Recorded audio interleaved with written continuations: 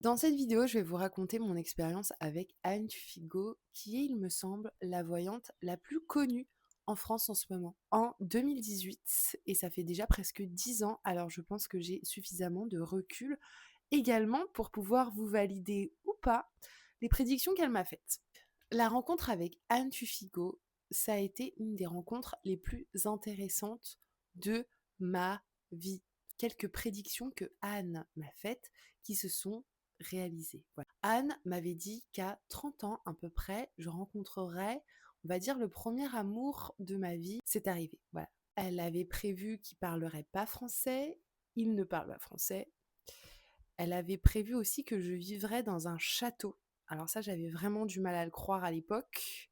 Et voilà, comme vous le savez, aujourd'hui, je vis dans un manoir. Autre petite anecdote, c'est que j'étais vraiment contre l'idée de prendre des psychédéliques étant plus jeune, notamment parce que j'ai un père addictologue qui lui-même a eu des problèmes d'addiction par le passé. Anne Tufigo, mais sortie de nulle part, a dit: «La première fois que tu vas prendre de l'ayahuasca, ça va être très très violent. Ça va être bien, mais ça va être très très violent», m'avait-elle dit.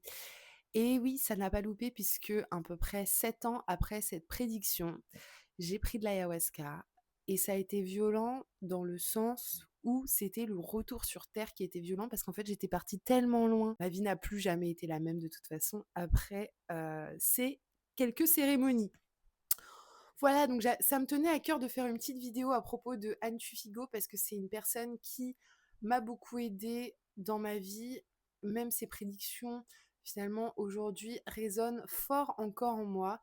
C'est une personnalité bienveillante, ce n'est pas une sorcière, c'est une mystique bienveillante et avec une énergie incroyable.